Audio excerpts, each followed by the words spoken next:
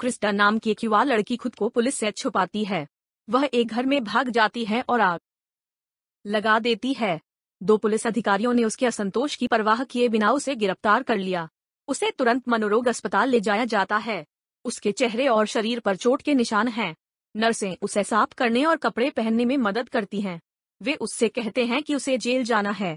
Kristen Roy नामक एक अर्दली का अनुसरण करती है जो उसका स्वागत करता है। वह उसे नियमों का पालन करने की चेतावनी देता है या वह और अधिक परेशानी में होगी। इसके बाद लुंट नाम की मुख्य नर्स क्रिस्टन को उसके कमरे में ले जाती है जो पहले टैमी का था। रात में जब क्रिस्टन सो रही होती है तो उसका कंबल बिस्तर के नीचे एक अदृश्य शक्ति द्वारा खींच लिया जाता है। वह जागती है और उसकी तलाश करती है। केवल एक टूटी हुई वर्णमाला आकर्षण कंगन मिलता है। अगली सुबह स्ट्रिंगर कमरे में प्रवेश करता है और क्रिस्टन को फर्श पर सोता हुआ पाता है। वह उसे बताती है कि रात में किसी ने उसका कंबल ले लिया। स्ट्रिंगर नर्स लुंट से पूछता है लेकिन वह कहती है कि दरवाजा हर समय बंद रहता है। लुंट तब क्रिस्टन को कुछ सुबह की गोलियां लेने के लिए कहती है लेकिन उसने यह कहते हुए मना कर दिया कि वह पागल नहीं है। क्रिस्टन फिर गोलियों को रौंद देती है जिससे नर्स नाराज हो जाती है। दोपहर में क्रिस्टन वार्ड में अन्य रोगियों के साथ एक कलात्मक आइरिस, एक सुंदर सारा, एक शरारती एमिली और एक बच्चे की तरह जोई से मिलती है। रॉय क्रिस्टन को बुलाता है और उसे स्ट्रिंगर को फिर से देखने के लिए ले जाता है।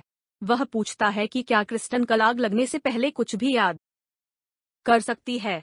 क्रिस्टन उलझन में है और कहती है कि उसे आग के अलावा और कोई याद नहीं है। क्रिस्टन जोर देकर कहती है कि वह पागल नहीं है। वह फिर चुपके से टेबल पर रखे चाकू को चुरा लेती है। सोने से पहले रॉय क्रिस्टन को तब तक देखती रहती है जब तक कि वह सभी गोलियां निगल नहीं लेती। तभी वह उन सभी को तकिए में थूक देती है और वार्ड से भागने का प्रयास करते हुए चुराए गए चाकू को खींच लेती है। हालांकि रॉय उसे देखता है और उसे वापस कमरे में फेंक देता है। रात के दौरान क्रिस्टन कुछ पदचाप सुनती है और एक रहस्यमयी छाया को अपने कमरे से गुजरते हुए देखती है। अगले दिन रॉय अपने कैजुअल कपड़े लाती है और उसे वार्ड में रहने की आदत डाल देती है। क्रिस्टन जल्द ही दूसरी लड़कियों से दोस्ती कर लेती है। बाहर रहते हुए क्रिस्टन एक जोड़े को अपनी और दोस्तों की ओर देखते हुए देखती है। एमिली उसे बताती है कि वे आमतौर पर यहाँ आते हैं और लड़कियाँ उन्हें दुखी लोग नाम देती हैं। एमिली एक गाना गाती है जिसका अर्थ है कि कोई रहस्यमय उसके कमरे में आया है। हालांकि आइरिस ने क्रिस्टन को आश्वासन दिया कि यहाँ कुछ भी गलत नहीं है जैसा कि एमिली वर्णन करती है। रात में लड़कियाँ कुछ संगीत चालू करती हैं और साथ में कुछ मस्ती करती हैं। क्रिस्टन अपने दोस्तों के लिए और अधिक खुली हो जाती है। अचानक एक तेज गड़गड़ाहट टकराती है और एक ब्लैकआउट का कारण बनती है। जोई क्रिस्टन को गले लगाने के लिए दौड़ती है और कहती है कि वह अंधेरे से नफरत करती है क्योंकि यह बुरी चीजें लाता है। जैसे ही ड्यूटी पर मौजूद नर्स कार्यालय छोड़ती है, क्रिस्टन चुपके से अंदर आती है और फाइलों की जांच करती है। एमिली और सारा भी उसके साथ आती हैं लेकिन उन्हें कुछ नहीं मिलता। बाद में सभी लड़कियां हॉट शावर का मजा लेती हैं।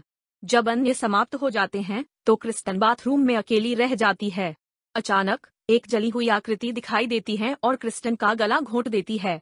वह जोर से चिल्लाती है और पागल हो जाती है। लुंट उसकी जांच करने के लिए आती है और एक इंजेक्शन लगाकर उसे बेहोश करने का फैसला करती है। तभी क्रिस्टन खुद को स्ट्रेचर में पाती है। उसे ऑपरेशन रूम में ले जाया जाता है। स्ट्रिंगर ने उसके मुंह में एक तौलिया डालते हुए कहा कि वे उसे चोट नहीं पहुंचाएंगे। क्रिस्टन फिर इलेक्ट्रोशॉक हो जाती है और ब्लैकआउट हो जाता है। उसके बाद अर्दली उसे वापस कमरे में ले आती है। अगले दिन स्ट्रिंगर लड़कियों को बुलाता है और कल शावर के समय के बारे में हर एक से बात करने का फैसला करता है। अन्य लड़कियों ने टैमी का उल्लेख किया जिसे बताया गया था कि वह अकेली है जो वार्ड से बाहर निकल सकती है।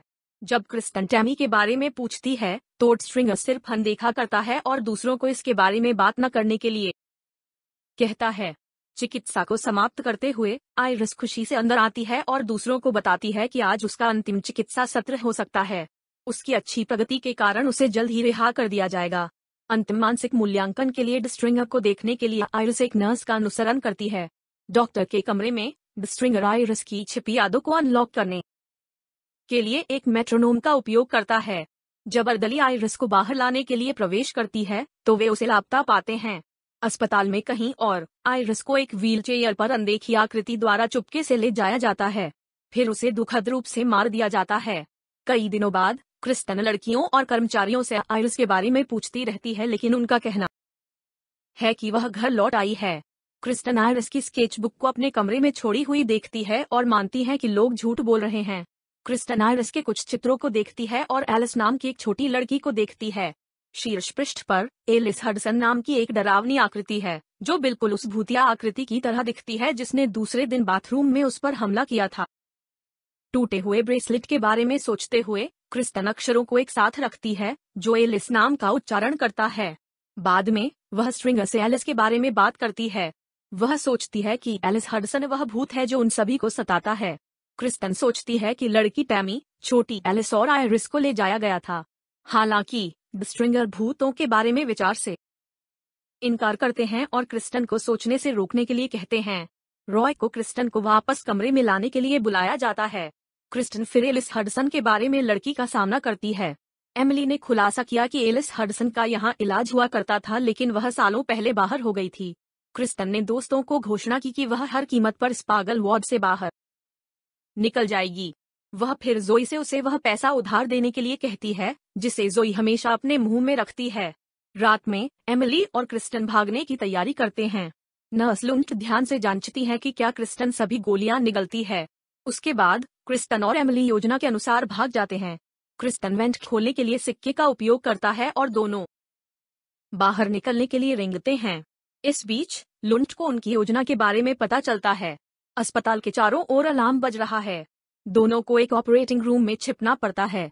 जैसे ही वे कदम सुनते हैं, क्रिस्टन और एमिली अलग हो जाते हैं। क्रिस्टन से प्रवेश द्वार पर जाती है, लेकिन एलिस की आकृति अचानक प्रकट होती है।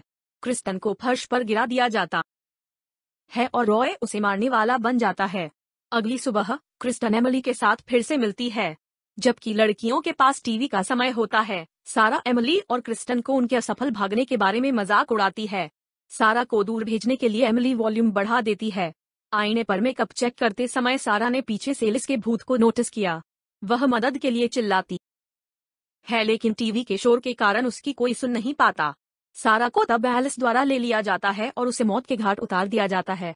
इस बीच जोई पागल हो जाती है और आंकड़े के बारे में बात करना जारी रखती है।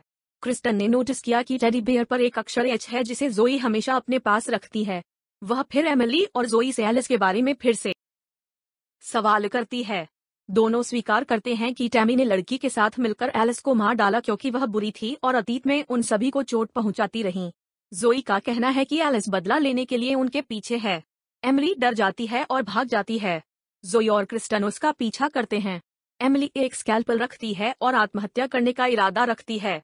एलिस का भूत फिर से प्रकट होता है और लड़की की गर्दन पर वार करता है। क्रिस्टन जोई से कहती है कि वह उन्हें वार्ड से बाहर निकालने में मदद करेगी।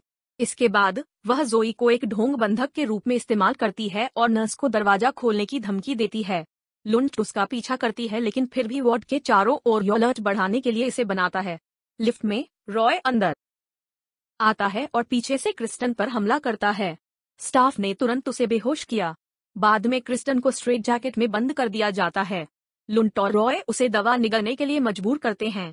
तभी वह जैकेट को कसने में सफल हो जाती है और सभी गोलियों को थूक देती है। क्रिस्टन ने लुंट और एक पुरुष और डली को दस्तक दी। वह रात में जोई को अपने साथ ले जाती है। दोनों तब तक भागते हैं जब तक वे सर्विस लिफ्ट तक नहीं पहुंच जाते। क्रिस्टन जोई को सबसे पहले आने देती है क्योंकि यह एक समय में एक व्यक्ति को फिट बैठता है। जोई उसके ठीक बाद भूत द्वारा पकड़ लिया जाती है। क्रिस्टन का तब भूत द्वारा पीछा किया जाता है। अंत में वह वापस लड़ने का फैसला करती है। आखिरकार वह एलिस के भूत को कुल्हाड़ी से नष्ट कर सकती है।